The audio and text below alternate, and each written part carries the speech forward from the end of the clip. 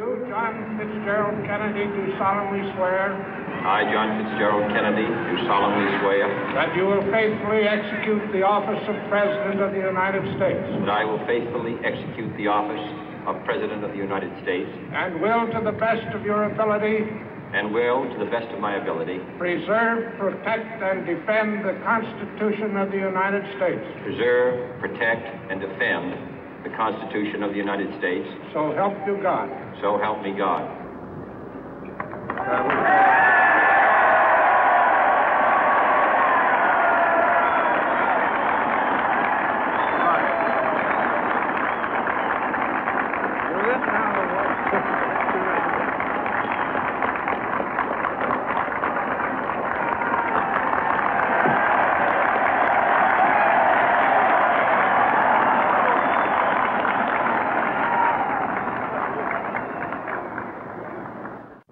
Vice President Johnson, Mr. Speaker, Mr. Chief Justice, President Eisenhower, Vice President Nixon, President Truman, Reverend clergy, fellow citizens.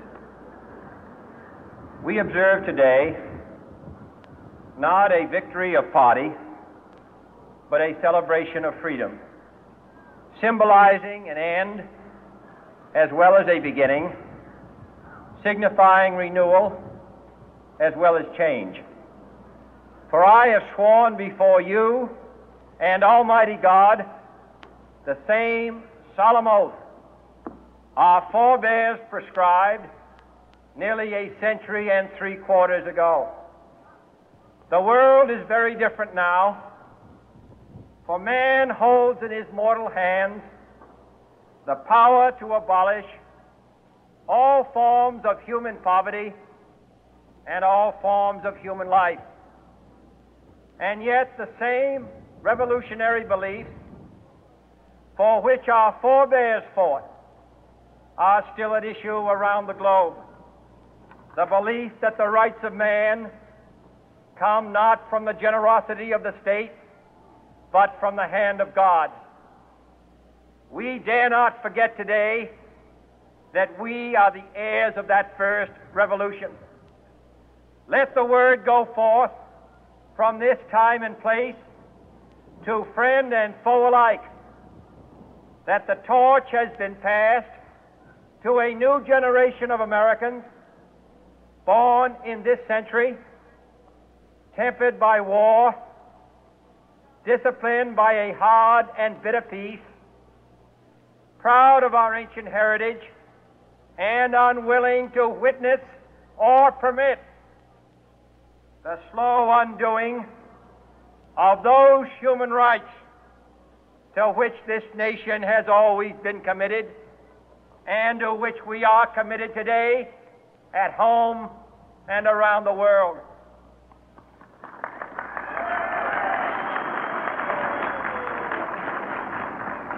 Let every nation know, whether it wishes us well or ill, that we shall pay any price, bear any burden, meet any hardship, support any friend, oppose any foe to assure the survival and the success of liberty.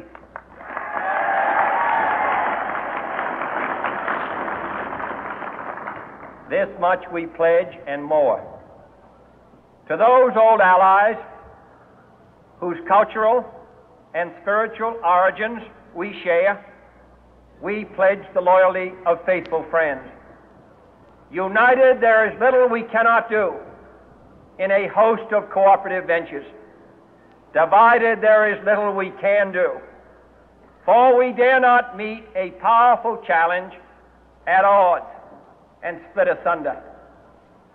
To those new states whom we welcome to the ranks of the free, we pledge our word that one form of colonial control shall not have passed away merely to be replaced by a far more iron tyranny. We shall not always expect to find them supporting our view, but we shall always hope to find them strongly supporting their own freedom, and to remember that in the past, those who foolishly sought power by riding the back of the tiger ended up inside.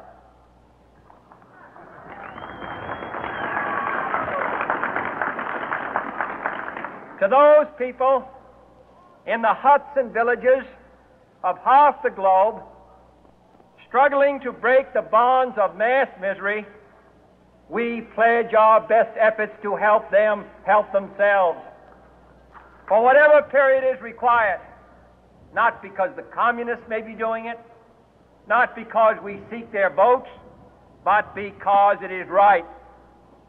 If a free society cannot help the many who are poor, it cannot save the few who are rich.